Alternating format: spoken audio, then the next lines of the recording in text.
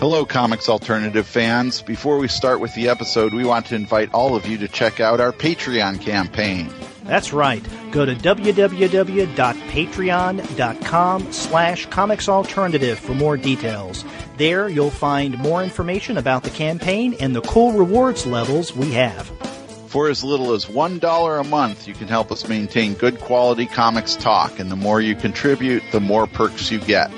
These include monthly podcast episodes exclusive to Patreon supporters, as well as the chance to help us choose which books we review on the show. So be sure to visit www.patreon.com/comicsalternative and become one of our proud podcast patrons. Yeah, and now on with the show. This is a Comics Alternative special, a discussion of the 2015 Eisner Award nominations.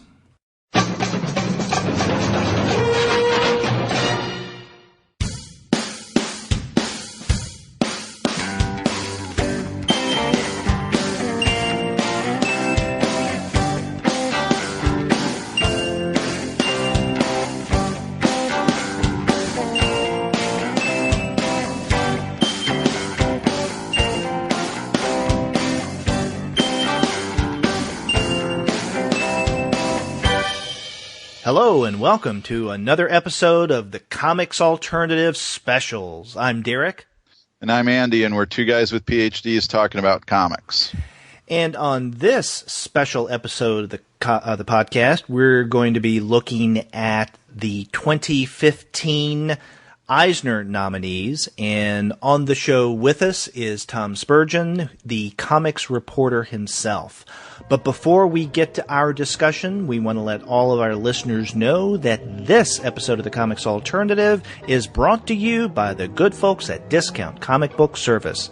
Go to their website, dcbservice.com, for all of your comics pre-ordering needs. There you will find all DC, Marvel, Image, and Dark Horse titles at 40% off of the cover price if you pre-order.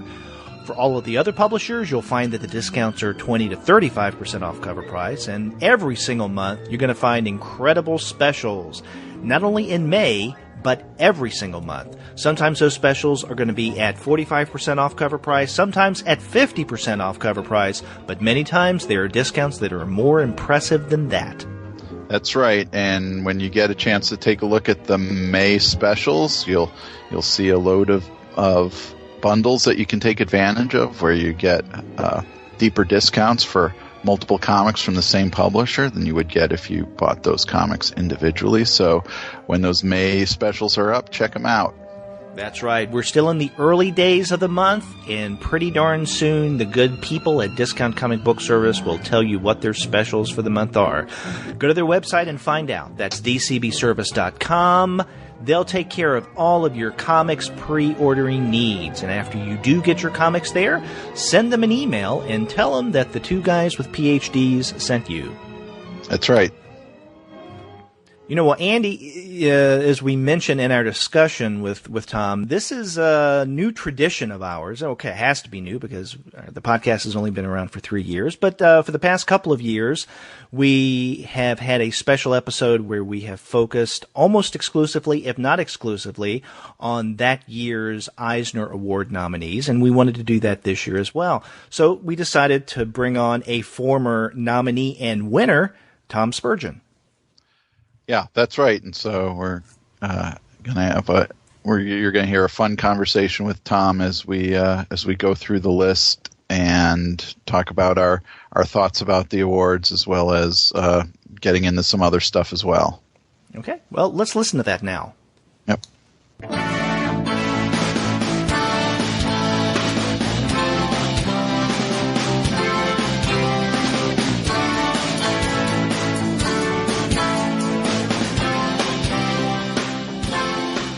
Well, we're continuing what is a kind of mini tradition so far at the Comics Alternative, where after the Eisner Award nominations have been announced, we have a conversation about those nominations. We've done that the previous 2 years in a row, so we're on a third year, and we're glad to have today as our special guest on this show the comics reporter himself, Tom Spurgeon. And it's really interesting that I have a tradition of my own where I sit in a room by myself with nobody else there and talk out loud about the Eisner nomination. Well, this is a way for us to tap into your tradition as well. That is true. We're full of traditions here this evening. So I'm looking forward to actually someone responding, someone not so much shrieking from my part. So it's going to be good. It's going to be a great show. I can tell. Award-winning show. Yeah, well, maybe they can keep that in mind for next year's award nominations. That's right. I always thought it was jive when I was a kid, right? When they would nominate, like it'd be like the Emmys would have an award. It'd be like the nominee for best variety show. It'd be like the Emmys awards from last year. Like, who's going to vote for that? It's kind of like in the Eisners, they would always. I remember it was always like a bummer back in the 90s when you'd get nominated and like Eisner would be in your category. Because like who's going to not vote for Will Eisner in the Eisners, right? Or it's just that's always a tough situation to be in. I thought there's no Oscar. Like Oscar's not going up for Oscars against you. It's terrible. So yes, it can be very rough. It's very rough, our awards. So actually, that kind of reminds me that maybe one place we could start is your own hardware. You've got some Eisners, right? I do. We picked up. I was lucky enough when I was at the Comics Journal in the mid '90s, and we won a bunch in a row there. It was, I think, like 95 through 99. We were lucky enough to win all the Eisners each year in the late '90s, and so I was the only person I think in the office that used to go to the Eisners. So that was always a special experience. To get to go by myself and run up on stage in some hideous shorts combination and have Mr. Eisner pretend not to notice how poorly I was dressed and accept the award. So I did win a few when I was with the Comics Journal in the late 90s, and then I was starting to get nominated for my current site, The Comics Reporter, pretty early on, and it was a long time before we won one. And that was, we won 3 of 4, kind of rat-a-tat fashion. I forget, something like 2010, 2012, and 2013, maybe. Mm-hmm. And now we a couple years ago, starting last year, so this will be our second year, we actually recuse ourselves from the awards. We're kind of done, just kind of a direction change for us. Not only do we not submit, because you can not submit and they will still nominate you, but we actually send in a letter asking not to be nominated so that we kind of have a closed book on it and kind of let other people win the awards. And it also helps in the fact that, I think it's easier to cover a comics institution if you're not participating directly in it. I always thought that was a little bit weird for us, just because I'm a single person. And if I started to care about the Eisners, I might unknowingly kind of direct my coverage. So we're done. Like, so my Eisner chapter, my Eisner story is complete. And I don't have any of the plaques. Gary Groth has all the plaques from the 90s, but I do have a couple. I have 2 of the 3 globes. God knows what happened to the third one. Probably my publishing partner has it. So I get to look at them while I do dishes. They're above the sink. Well, when you were nominated, and you would cover news in the comics world, what kind of fine line did you find yourself having to walk at times when discussing the Eisners? I don't know if there's a fine line or something. If I got to the point where I really regretted it, there's nothing that pops to mind. I just kind of felt like, even when I was being nominated, before we were winning them for the Comics Reporter, we ran some, satirical pieces on the Eisner Awards. I ran a really kind of a super obnoxious piece around 2005, 2006, where I just talked about what I saw in front of me and and was told that it wasn't respectful of the awards program or whatever. So we weren't really we didn't feel overtly caged in or anything, but when you start caring about awards and when you start, it just lends a different mindset. You kind of wonder if you kind of have that thing where you realize that it's a voting period, so you might not blow off a Sunday. It just, if at any time it gets into your head, that can't be a good thing, at least for me. I don't, we did it for years, so it wasn't like there was like that we were sucking it up or like morally compromised the years that we were doing it, but we were just kind of done, it's a thing now. And like last year I had the best time. I sat way in the back. My brother and I brought in some beers. We watched the TV screens. We had the best time, and it was really great. And it was great to see Jonah's fine website win, and Bridget Alverson got to go up on stage and accept the award with some people. And I don't know. It's much more fun to watch them than it is to be involved in them, I think. So I'm perfectly happy for the rest of my life to sit in the back of the room until they find me dead at one of these Eisners, drunk and sitting in the back of the room, completely deceased. So I don't know. That's kind of it. I don't know. It just seemed like I want to get to the point where I have a relationship with comics where I'm trying to do things for comics, not comics kind of doing stuff for me. So it just seemed to fit with that kind of decision. But now I can say whatever the hell I want. Okay. Well, in looking at the various categories, instead of starting with any one of them, let me ask you guys this. I mean, when you look at all of the 2015 nominees that were announced last week, what is one thing that stands out to you from the entire list? One phenomena. You better go first, because I got to think about this. One of the things we've talked about in the past, especially when we've had on the other podcasters who deal more with the kind of mainstream superhero stuff, is that this year seems to have, in the major categories anyway, have found a closer balance to that. Having the having the DC and Marvel books in with the Image books and IDW and all the other publishers, and also more something like The Private Eye showing up in Best Limited Series, and Daredevil Road Warrior showing up in Best Limited Series when both of them were primarily online comics. I was thinking the same thing. One thing when I look at this entire list that stands out is the fact that we do have more representation of the big two, specifically, I guess you could say, superhero comics, than we have in the recent past. One of the things that we've not only heard on talking with people on our podcast, but I've heard other places as well, is readers who are much more comfortable with the mainstream, and especially with the superhero genre, seem to, I don't know if it's sometimes bemoaning the fact or just depressingly observing the fact that, a lot of the comics that they read aren't nominated, and the vast majority of what was nominated they don't recognize. And so it's almost like this, two different worlds, like, we used to say, two different America phenomena. But what Andy said makes a lot of sense. There does seem to be a little more balance than we've had in recent years. Yeah, I would say that the awards are kind of structurally designed to give us the result that they gave us, right? I mean, you have categories that seem really obviously like they're only going to be certain amount of chance. There's only a certain chance that someone from the alternative or arts world will kind of crash the party of a writer-artist nominee, right? That's going to be mostly, but at the same time, like a best penciler is usually going to be someone who specializes in those things.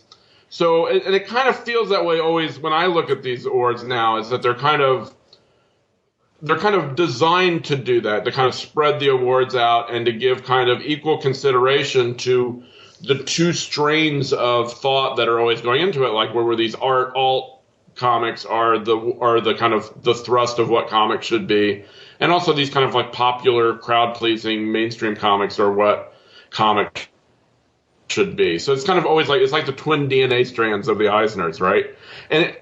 But I do think that, they're at the point where you kind of are always, I can't imagine much variance in the awards now. Like if you showed me this and kind of shook my head up a little bit about when things came up, I don't know that this would be any different than a 2012, 2011. That they always, all the Eisner Awards in the last 4 or 5 years kind of taste the same to me. They're kind of spread out and kind of, lean toward conventional wisdom. There's not a lot of super weird choices.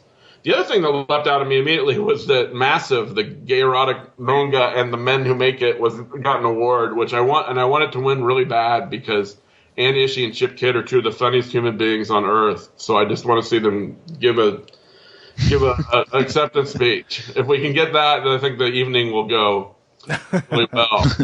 Especially if you bring several beers with you again. Yes, if we can, I'll be sitting in the back row with my shoes off, kicking it Andy Griffith style, playing a little banjo and watching the beautiful Eisner Awards. It's going to be a great thing. It's going to be a beautiful thing. But yeah, anything to make the awards more entertaining, I'm into. But really, I don't. What do you guys think? I mean, do you guys kind of see that? I mean, is there really like progression year to year? Is there really variance, or are they pretty structurally locked down into a certain kind of formula, do you think? I don't know. I think that there can be these variations. I think it's interesting what you said about the, you looking at this list and maybe not seeing it being that surprising compared, like if you were looking at a list in, a couple of years ago. And that may very well be, the case when you've got, stuff like Hawkeye and Saga. And now it looks like even Bandette being kind of maybe not locks, but repeat nominees from year to year. Sure. Yeah, like the Astro City was for years. Yeah.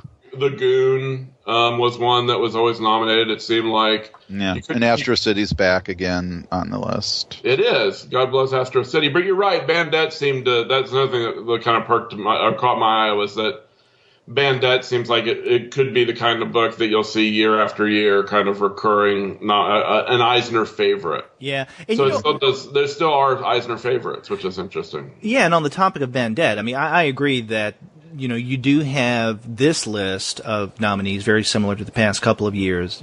Hawkeye, Saga, yeah, they're going to be up there. And just as for the next couple of years, I would expect something like Southern Bastards and The Fade Out to be in 2016, 2017, assuming they're still around. But another thing that strikes me about this list that may be a little different is there seems to be more fluidity between print comic nominees and digital or web comic nominees. So as an example, in the very top category on the nominees website, Best Short Story, I was extremely pleased to find Emily Carroll's When the Darkness Presses right up there with a lot of the others. And you see this several times in the various categories where, the digital webcomic category, that's not going to be the only place where you see digital and web comics. And, they've done this in the past, but it just seems to be a little more pronounced this year. Right. Because we see, you mentioned Bandette. I mean, we have Bandette down for, two categories? Best continuing series, and then, the best digital, webcomic. Yeah. I was also struck by the fact that Babs Tarr was nominated for Batgirl.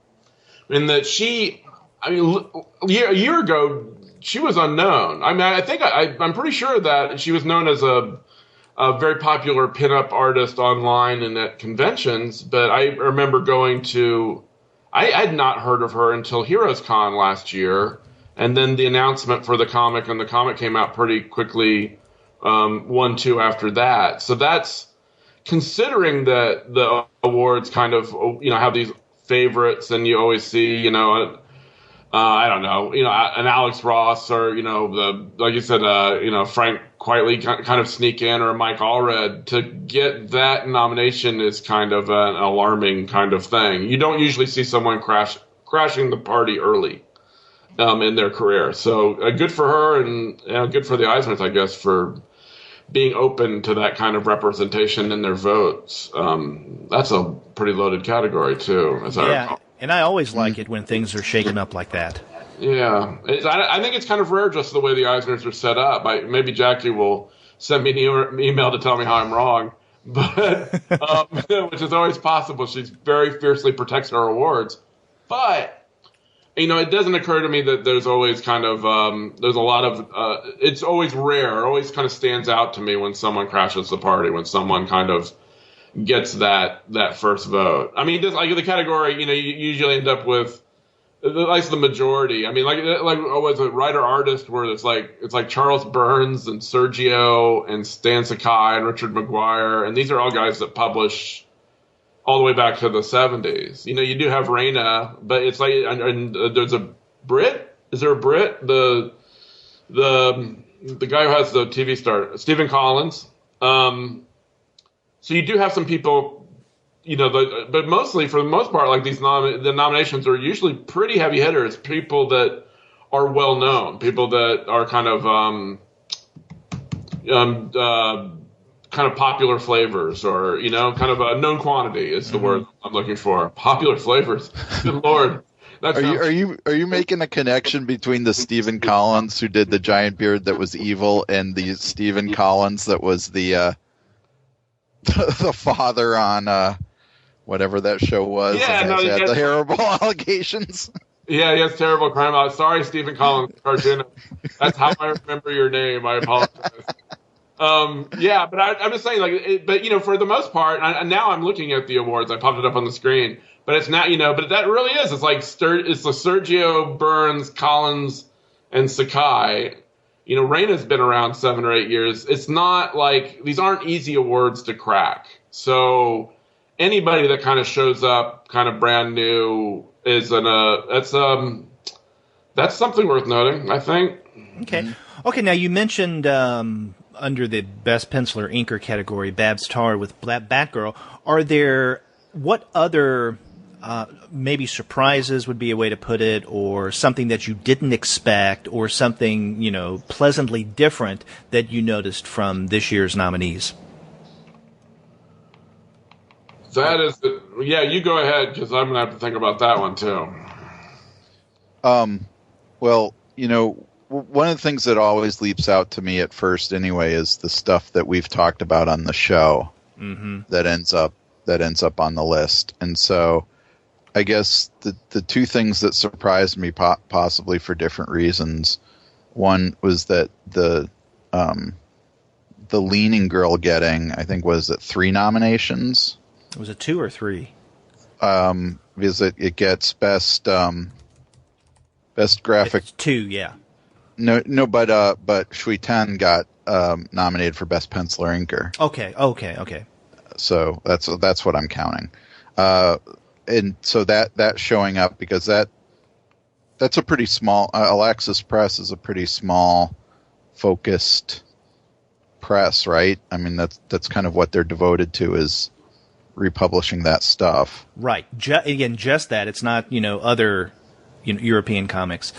Right. Yeah, that's a good point. They are a very specialized press, but then on the other hand, the Obscure Cities has quite a following. Maybe not on this side of the Atlantic, but so I guess in a way it doesn't surprise. I mean, I'm glad that a small press like Alaxis has gotten this kind of attention, but given the title that is being nominated, it makes sense to me.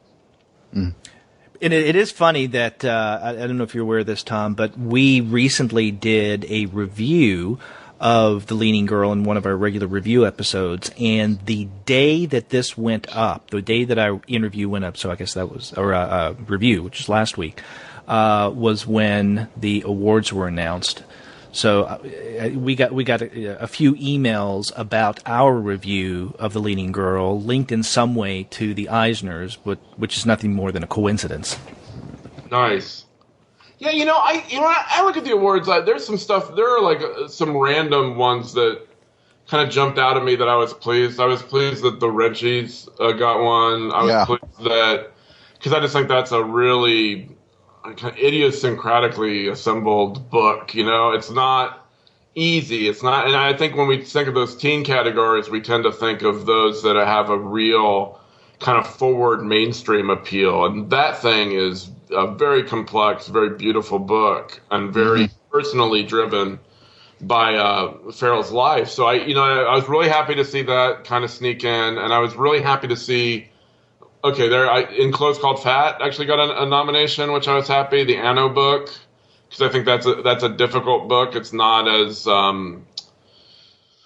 it's not a friendly book. It kind of pivots on some really subtle distinctions about things like, the male gaze and how women negotiate office politics, the kind of brutal office politics, and they're kind of like subtle, odd shifts. They're not Joseph Campbell friendly character points. They're not kind of quest journeys. They're very much kind of that one, at least, it's very much seemed to me like a study of the scene. So I was happy to see that, and I think that in the alt world, a lot of people have not forgotten about, but I don't know if we're paying as much attention to that last that trilogy of books that Charles Burns did. So I was happy to see that get some love, but it's kind of like that for me. It's kind of like I see things that I like, and I see a lot of books, and like there's some that I'm surprised to see on the list. But there's not so much I can't really attach them to a trend. I'm kind of like, oh, that's nice. That's a good book. I'm glad he gets to sit in the audience, or tell his parents or tell her parents. It's a nice thing. The Eisners are a nice thing that way. So I'm glad to see kind of idiosyncratic work get a nod.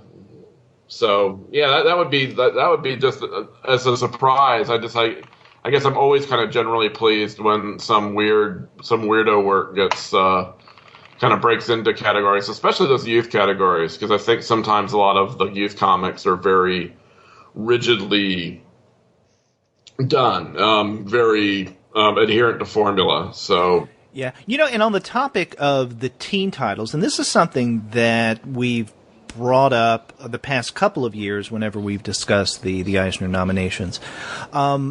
Okay, it's one thing. We have these three categories that deal with age. Best publications for early readers, which is defined as up to 7. Best publication for kids, ages 8 to 12. And then best publications for teens, age 13 to 17. Okay, so the earlier twos I don't have as much of a problem with. But yeah, I don't know. Every year I look at this category, best publication for teens. And yeah, all of these titles are teen appropriate. That's that goes without saying, but when I see certain titles on here, like, you mentioned Wrenchies, Meteor Men's another one, The Shadow Hero. Yeah, they definitely could be appreciated by teens, and to I think maybe a large degree, not completely, that's part of the audience. But I don't know, there's something that strikes me a little uncomfortably about these being considered under the teen category, even though I know that doesn't limit them, and it definitely shouldn't limit them. But I'm just wondering, in choosing books for certain categories, and again, what I'm doing here may be speculation, I guess, is when a group of individuals gets together and they decide to put, let's say, a title like Wrenchies under one category, say, okay, well, let's put it under best publication for teens. Then, in their mind, maybe in an unspoken way, does that disqualify it for another category that it could fit into just as well, if not even better, because, hey, we already nominated it for the best publication for teens. And so there's something about this teens category that is very slippery for me, and I just don't feel very comfortable with it. I think we're all in agreement that if a teen shows up to babysit and he's holding like a copy of the Wrenchies, you might call the service back and maybe get another kid. Are we all in agreement on that one? I would go the other way, I think. We want that kid rifling around our cabinets, or the other way. We request the cool kid with the Wrenchies book. Yeah, that's a cool kid. That's a cool teen that reads the Wrenchies. I don't know, like Lumberjanes, I had to have repeated in another category or two, I would guess. Mm-hmm. I don't know. I think there is an idea that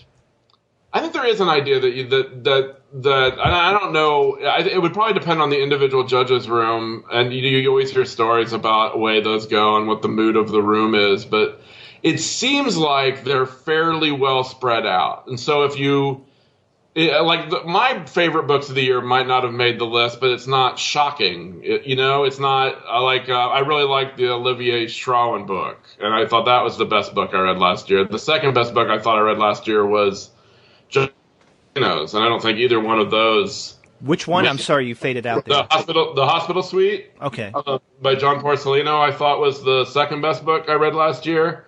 So really, neither of those made the list. But it's not surprising. There's just something about the Eisners and this kind of smear of awards, this 27 categories, where it's almost, like it catches a lot of things. It allows you to kind of put things, and I don't know if that's the impulse that the judges have, but it just doesn't seem to me like we don't have like those, 15 category books anymore. It just seems like there's like a couple of titles that might get 4 or 5, and then the rest of them there's a lot of like 1 or 2. So it just seems like the awards are structurally designed to be kind of a crowd pleaser on this nominations level, at least.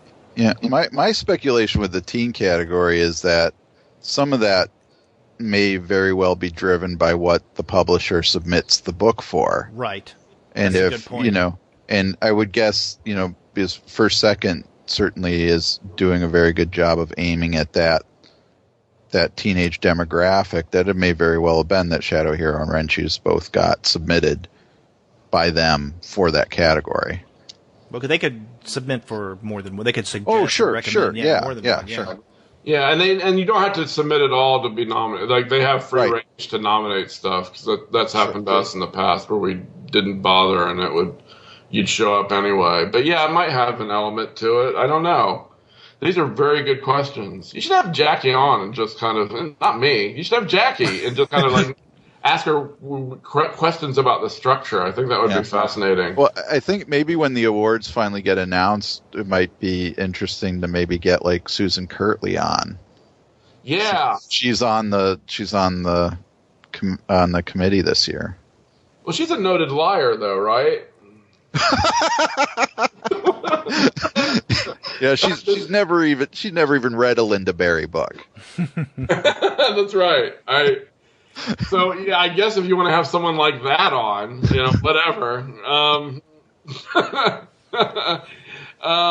Yeah, you should. I would love to have a judge. I don't think they withhold. I think they'll answer questions if you ask them. Yeah, I don't know. Is there a book you're like really pushing for? Is there someone you really want to see up on stage? I've already gone in for Massive, which I would love to see win, because I think that's a really cool book too, and kind of amazing that was published. But is there a book that you're kind of rooting for, that you have a soft spot for, that you'd like to see that person up on stage? Well, I'm personally rooting for, under Best Comics Related Book, the Comics Through Time encyclopedia set by Keith Booker, since I have 12 entries in that I counted this morning. How does that work? Wow. What is this book? The Comics Through Time?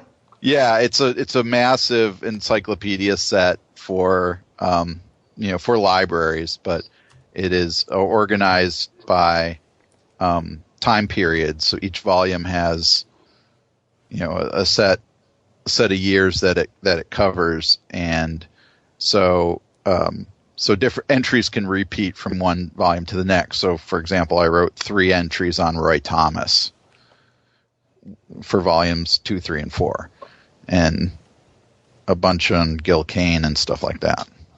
Well, that's good. That sounds interesting. I do the damn encyclopedias.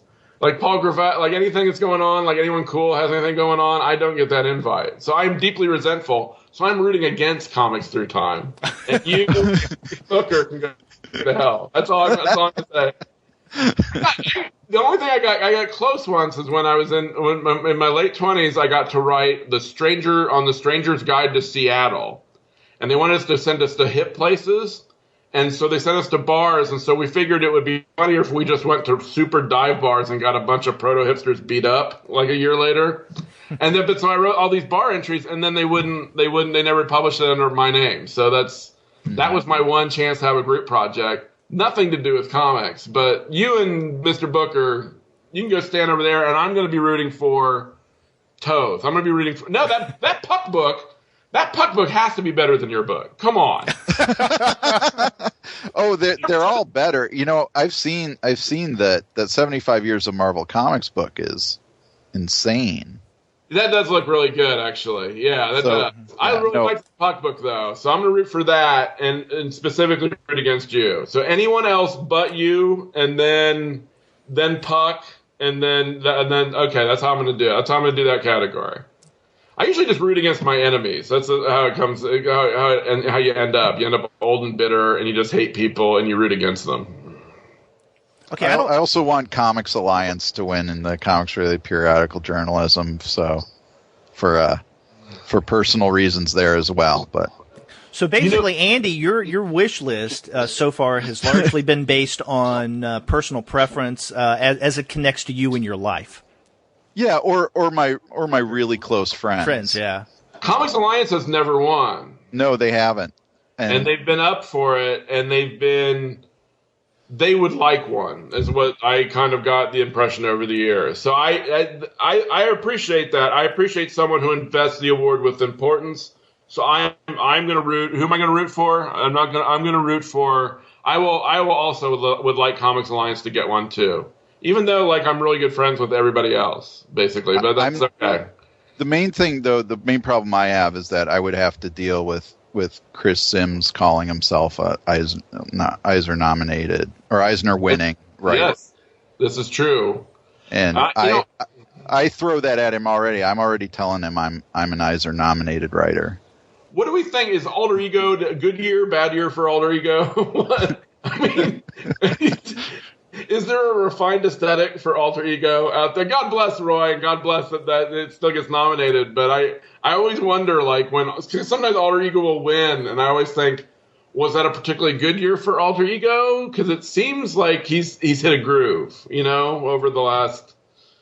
I don't know. Anyway, well, while we're on the topic, I don't think Alter Ego. I shouldn't make stupid wisecracks. I apologize. While we're on the topic of comics-related periodicals and journalism, what do you guys think about the way that they seem to kind of clump all possible media types into this one category? They've done a fairly good job. I mean, they can always evolve and change further in separating different formats of publication, right? The digital from the print, certain collections from, single volumes. But when it comes to periodicals and comics-related periodicals and journalism, I mean, you have a print publication right there next to a, web-only resource. Do you think that they should expand that?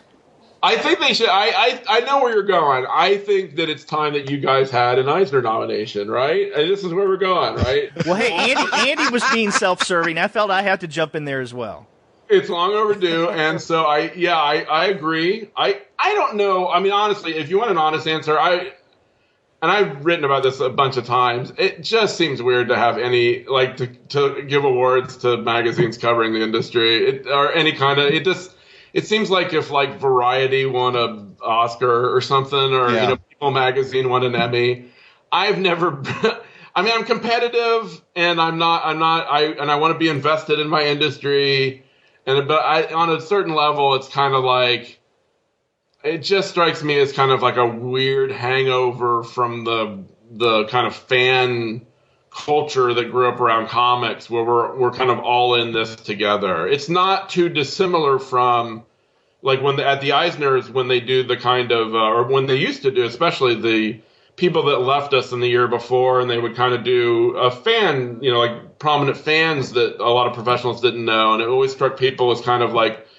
Maybe two different things. It kind of strikes me as that here. I don't know why, maybe if there could be a magazine, like if you're up for a magazine award, that might be cool, or a website award or a podcast award. But I'm being up for a comics award for kind of like blogging about them. It has always seemed a little weird to me. But who knows? I'm probably just ungrateful and awful person. So no. So. But Derek, but definitely, if we're going to do it, fire up the podcast. It's time, and you guys are wonderful. You guys, there's no reason why you shouldn't be up there. Who would speak first if you won an Eisner? Derek. This is Derek's baby. So Derek, you would be the one to speak first. Well, I would just say, I'm Derek, and then Andy would say, I'm Andy. And then... Oh, yeah, we could do that. Yeah, and then, and we're two guys with PhDs talking about comics who thank you for this award. I would be the guy who barely, as the music's playing, get to, thank my wife or something. There you go. Someone always forgets to thank their wife. But the other thing about if you win, this category... It's always the book category and the academic work category. Usually, sometimes you'll get a good, person giving it out. But it seems like beforehand is Thomas Jane and after it's Samuel Jackson. And they're the president of the Hyatt will give your award. You know, you don't get to shake any good hands or anything. It just gets a little weird. Not every year. If you gave me an award one year, you were wonderful, and it was a thrill to meet you. But some years, it's not, you don't maybe get the best presenter. It's always kind of a weird little get-a-wise category there. Well, I think, Derek, you're going to get nominated for one of the, 12, 25 scholarly projects that you're working on right now. Well, those when those come out, yeah, you're going to see that best scholarly academic work just be Derek Royal right down. Well, let's hope, but I have to get that completed first. But looking at the best scholarly academic work category, and a lot of these I'm familiar with, and some I'm not. Now, I think the one on here that I have not seen yet is Funny Books: The Improbable Glories of the Best American Comic Books by Michael Barrier. Do either of you guys know this one?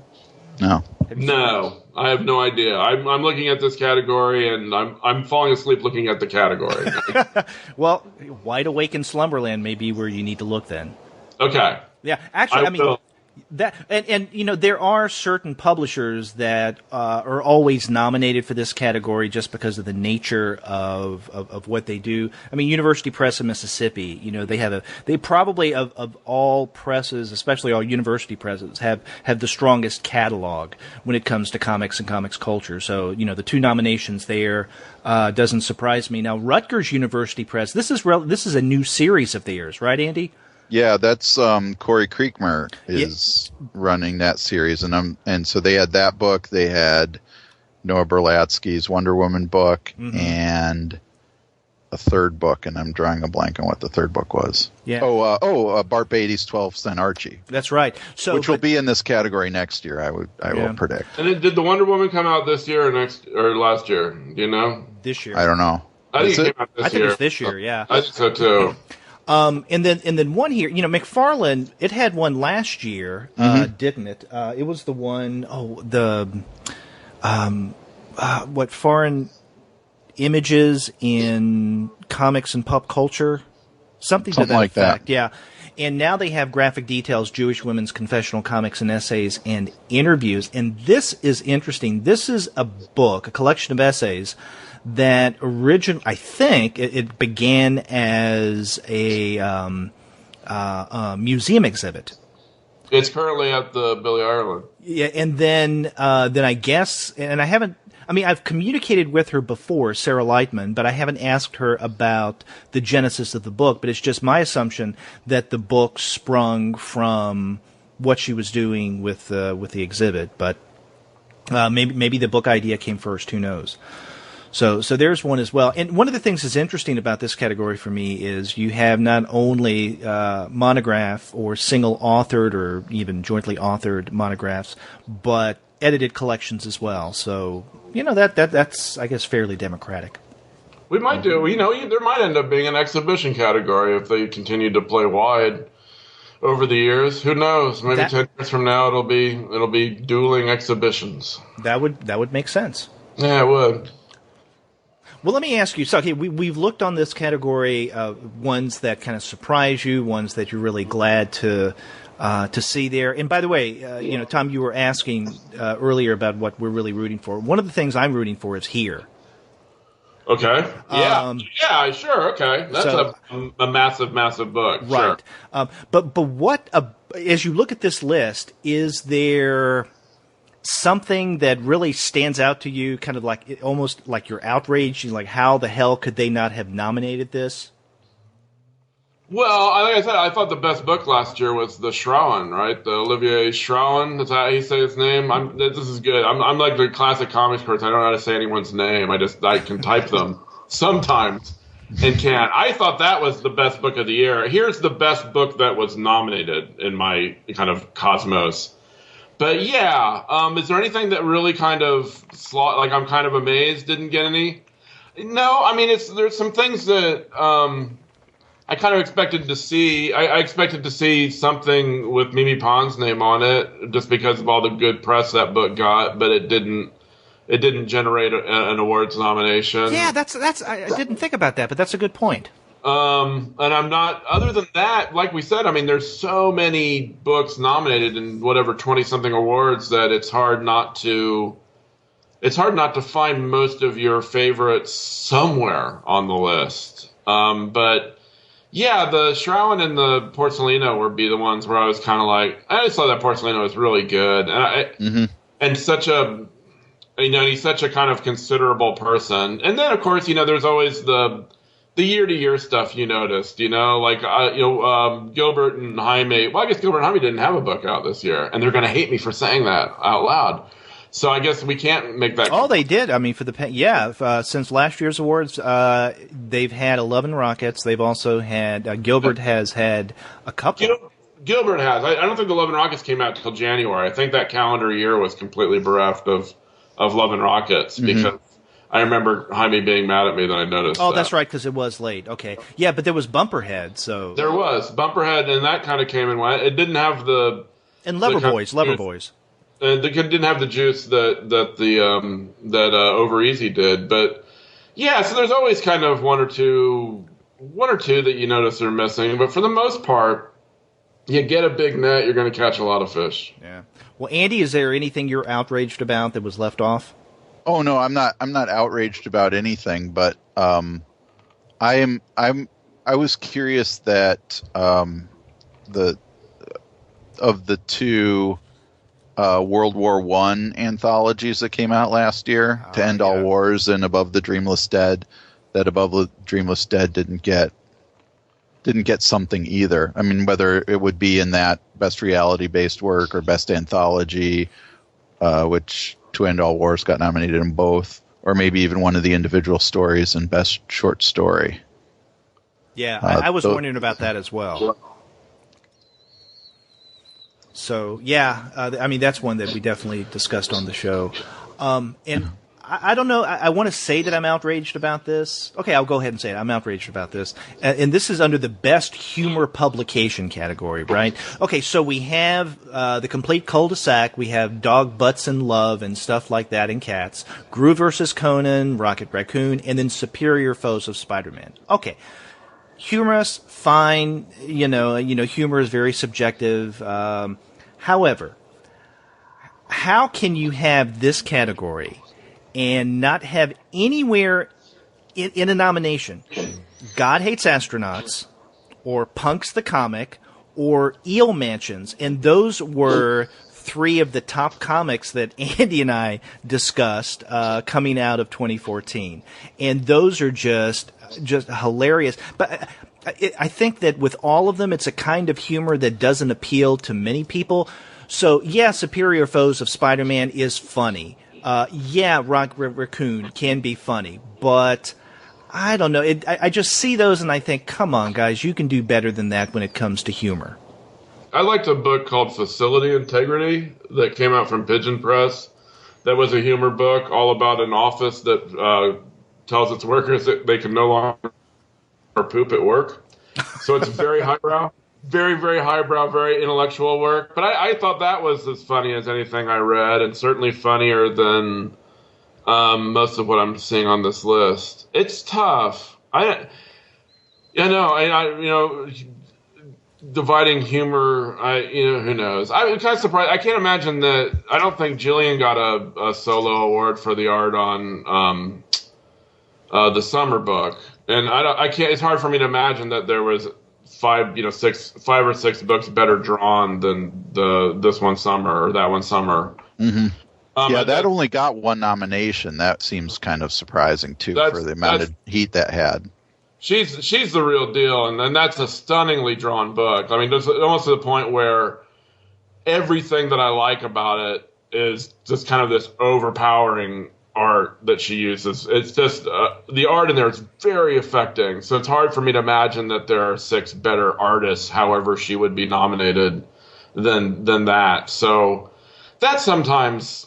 But, I think that's, maybe that's the way it's kind of designed. Everyone gets a lot of people get nominations. So you'd have to take someone off the list to put someone on, and that just gets you guys bad emails. So that's true. Well, on the topic of the best graphic album category, new, I think of all the categories, that is the one that in one form or another, the Comics Alternative reviewed every single one of these books. On the show we discussed here, we had an interview with Jules Pfeiffer, Kill My Mother. We discussed The Motherless Oven, Seconds, and we reviewed on our blog The Giant Beard That Was Evil and This One Summer. So that's the one category where every single one of the nominees we looked at, we discussed. Wait, which one is this? Best graphic album, new. That's a tough category. That is a tough category. Mm-hmm. Not all, or it seems like they're all in there swinging, aren't they? That's a good category. Did you guys like the Pfeiffer? Yeah. Okay. I mean, it's really beautiful to look at, and and God bless him for like moving in that direction. And I'm a big Pfeiffer fiend, so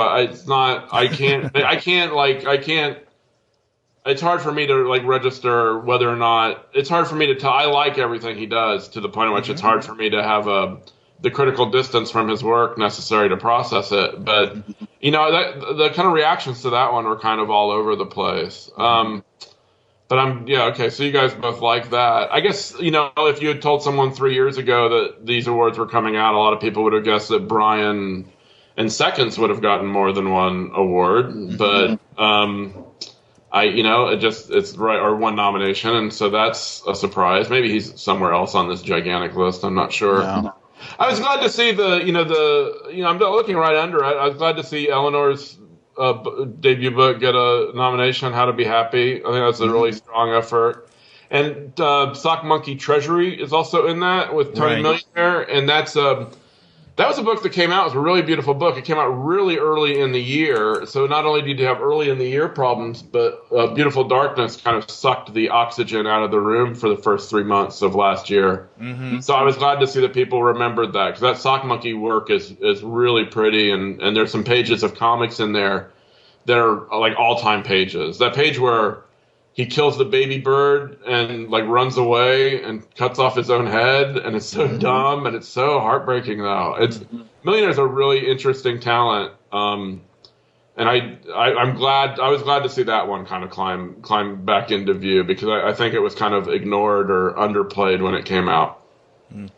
I think what Derek's trying to say with that best graphic album new is that we're the tastemakers, and that publishers should be making sure that we get their new graphic novels to review, because otherwise they don't have a chance. Yeah, they don't get that Comics Alternative bump. Right. That's true. I'm looking for that bump too, and I'm whichever podcast it is. I'm looking forward to that bump. And I think we decided that my favorite books from last year are nowhere near this list, and just people can stop sending them anytime. Just I'm about as full to you as a piece of toast falling on the floor. Just kick me under the refrigerator and forget about me for a few weeks. It's not worth it. I used to love when I and I'm on the decline. This is all like some kind of boasting show. This is all like some sort of like complicated dozens, isn't it? It is. About you guys disrespecting me, putting me down, showing that you're boss. That's true, because I used to love when I blogged, when you would link to my blog and I would get those 2 or 3 hits. Those were really always put me over the top. Yeah, you're not the first person. They're not the first person to use that joke in public, and we'll see. No, my dozen or so readers are very, very powerful industry people, I'm told. So Yeah, it's not what it used to be, the blogging, let me tell you. There was a time, let me tell you. So I think the conclusion out of these awards is you guys deserve all the awards. I can retire now. I think that's what it comes down to. And also that you're not saying so, but that you're really resentful of Hip Hop Family Tree getting a nomination, aren't you? Come on, admit it. You guys don't like it. Oh, we love Hip Hop. We've covered that. Oh yeah. Now that one got our bump too. What can you say? What can you say? And in fact, okay, let's look at the best reality-based work, because we've discussed this a couple of times. I mean, you just mentioned it, and Andy mentioned To End All Wars, that anthology. I mean, this is a pretty solid collection of books as well. I think the only one that I have not read is Dragon's Breath and Other True Stories, not because I don't want to, it's just I haven't gotten a copy of it yet. But the rest of them, yeah. Mm-hmm. Yeah, I guess so. That is an odd category. I mean, Roz is kind of, Roz doesn't win anything with that book. That book's too depressing. What's she going to win? I mean, that was such a giant book last year. That's also probably the only award that it's up for here.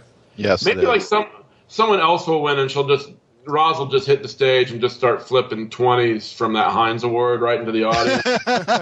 Just totally disrespect the person who wins. That's a marvelous book. That's also a top 5 book for me last year. I thought this was a really great book. Yeah, that is kind of a strong category, and it's a category all over the place. We used to, when we used to go to the Eisners, when people like from my own company finally started going to the Eisners, you would bet on the Eisners. You would mark like who you thought was going to win, and then everyone would throw $1 into the middle of the table, which was about a tenth of a week's salary in comics. And then whoever won, you would pick up these habits of like being really cynical. Like if there was a project, like they would say 100 ways to 100 Victorian tales or something. You'd go, well, that's got like 80 cartoonists working on it, so that one's going to win. So you get really cynical strategies on how to win the betting pool. I look at this one and I have no idea who's going to win that category. There's no standard narrative that makes sense, except maybe the fact that Roz's book was so big that people will vote for it. And also, when people are confused, I always thought that they chose like the first one in the series. I always thought that was a way that was my tiebreaker. You're just like pounding through 27. You're like, the first one, whatever.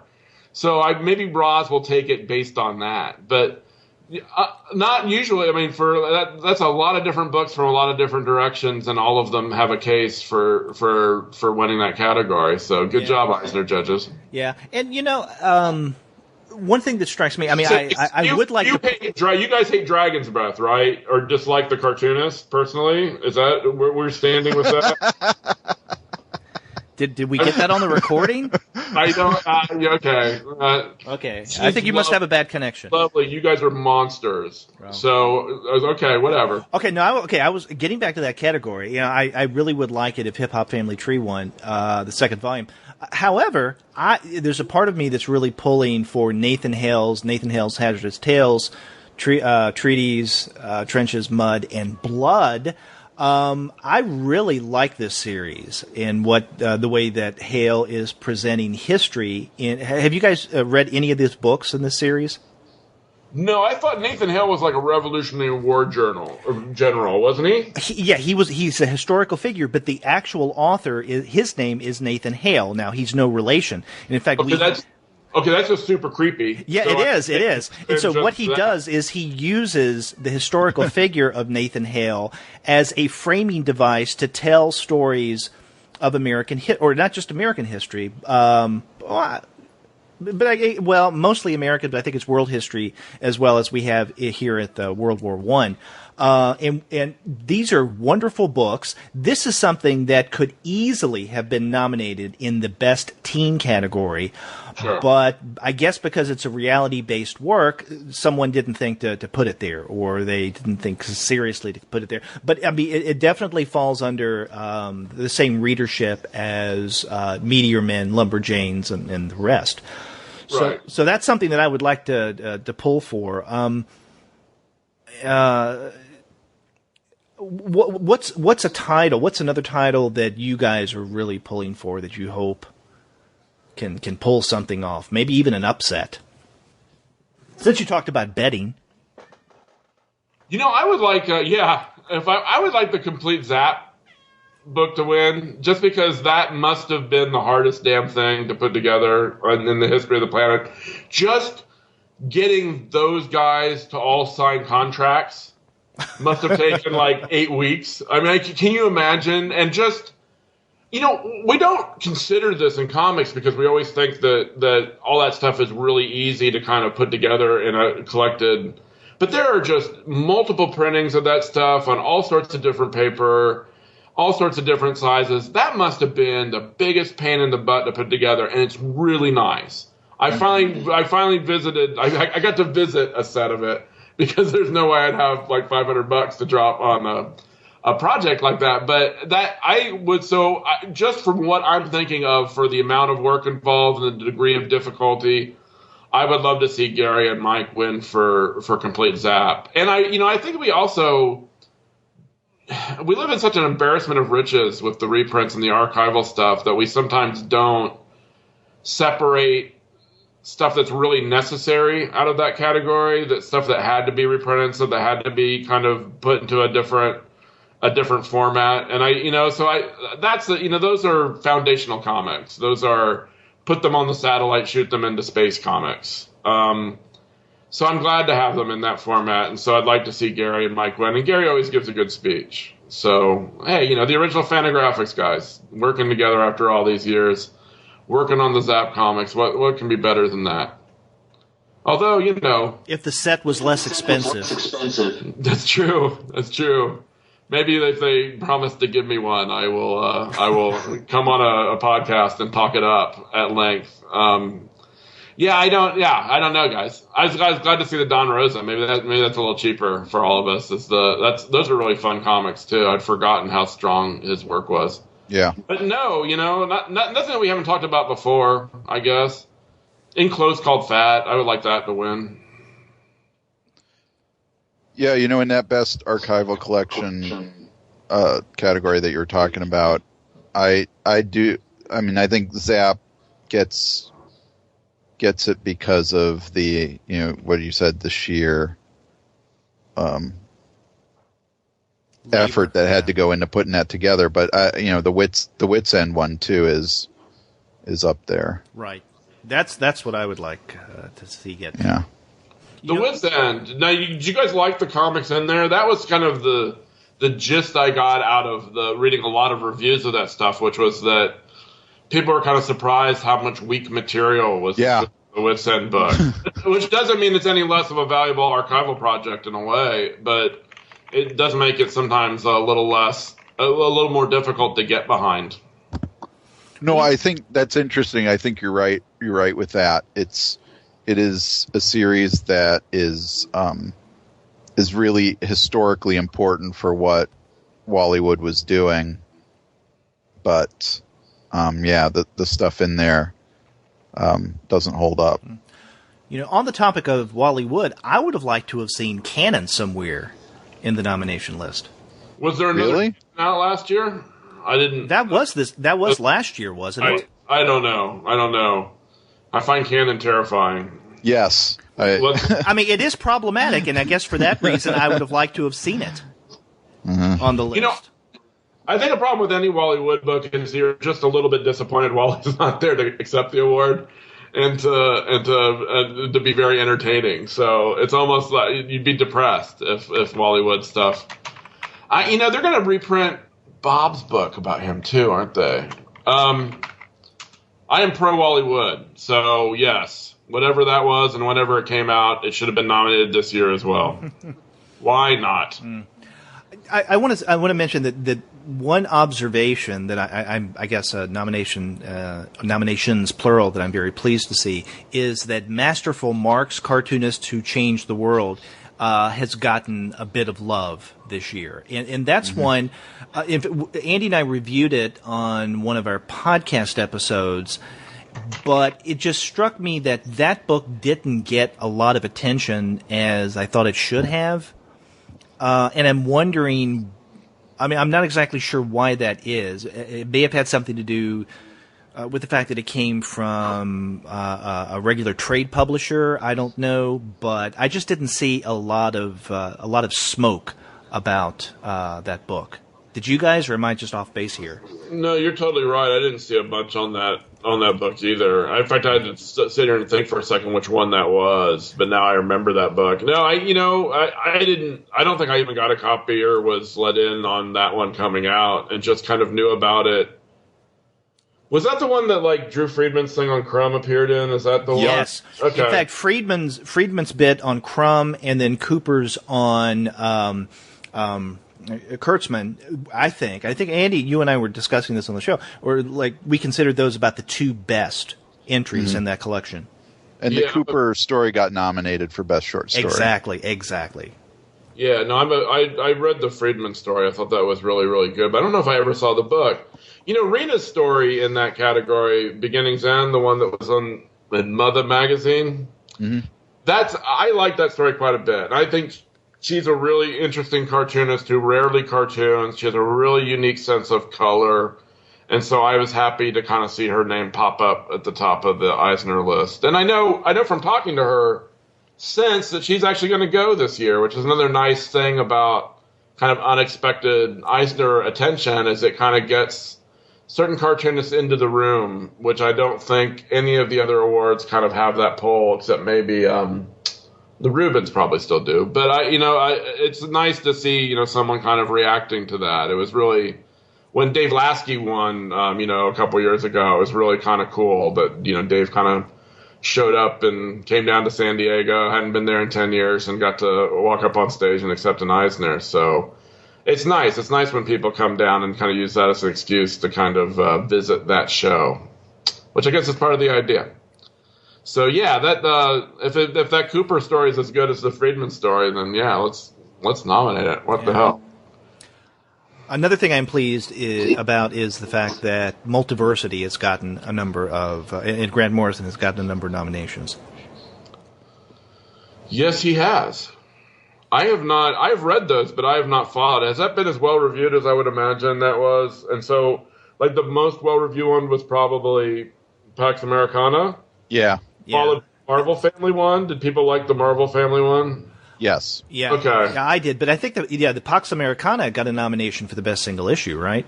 Mm-hmm. Yeah, that makes sense. That's kind of Yeah, that's very formally complex. It's almost like it's the showcase one, right? It's what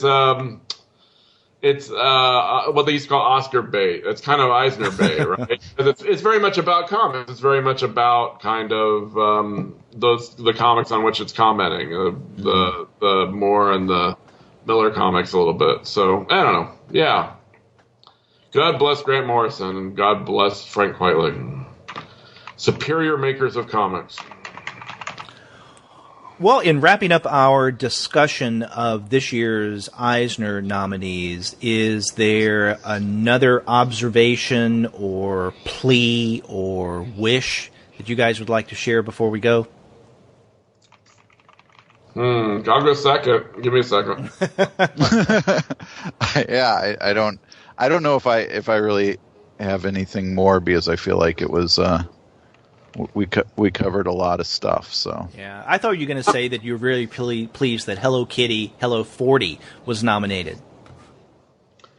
That goes without saying.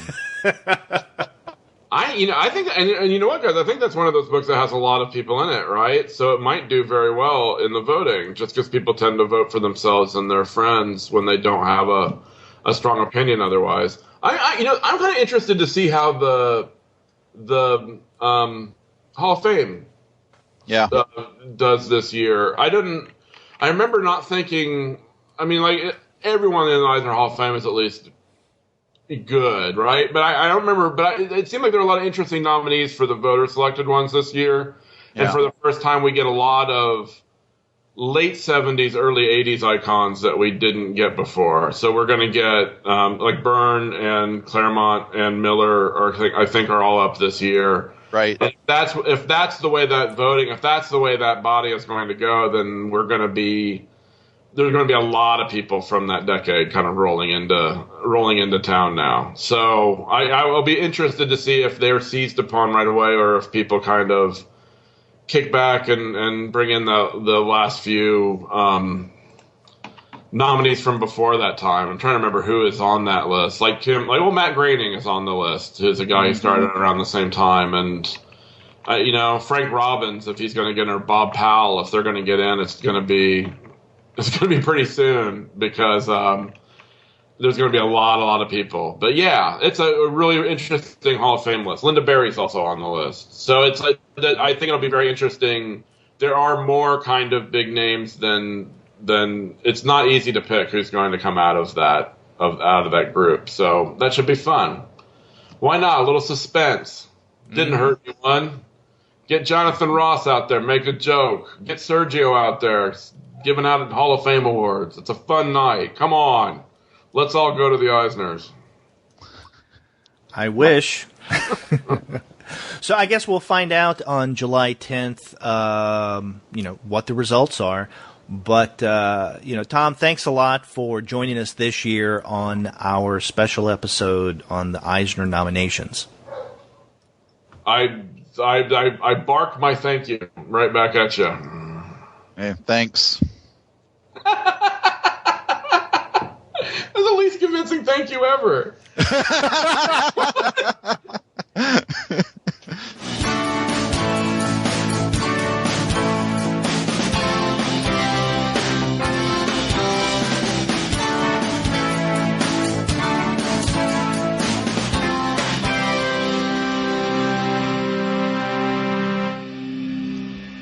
Yeah,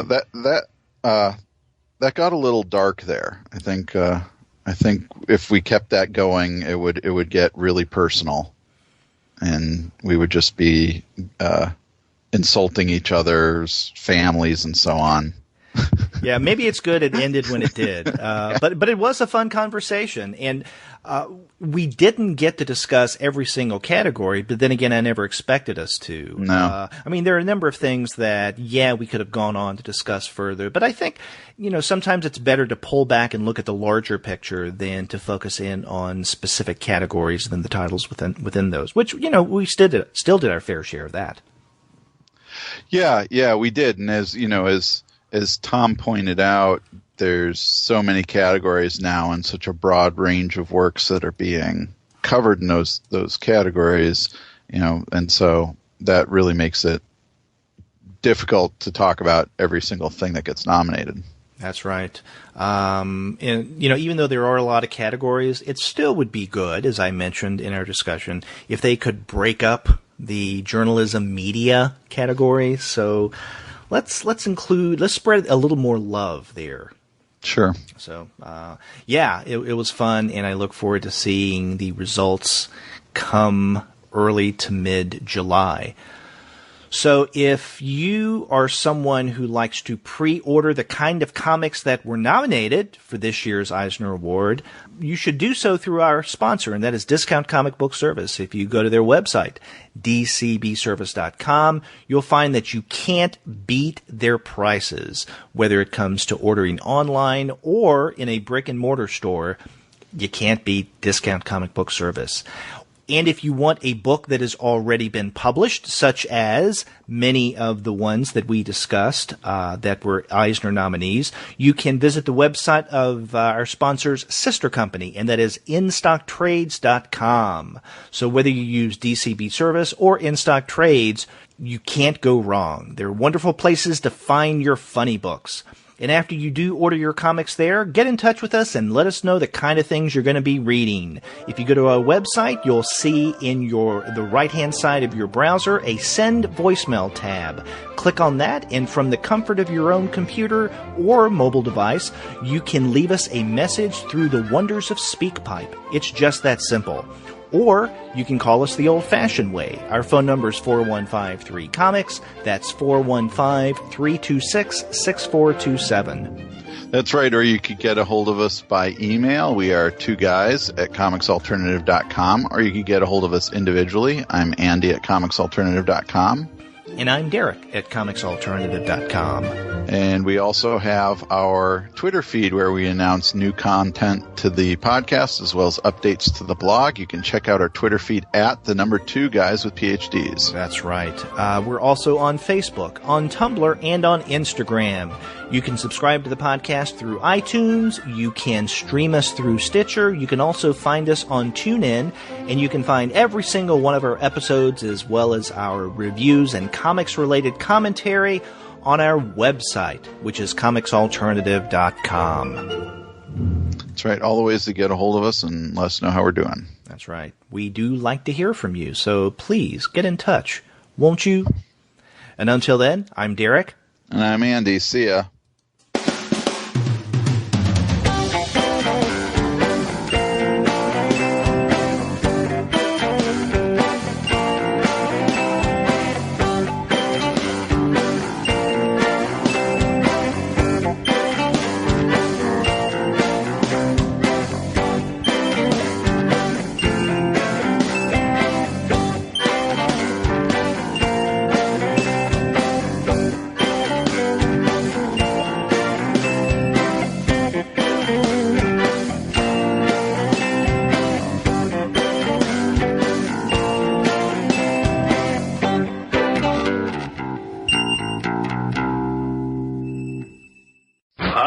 French fried potatoes. Mm-hmm.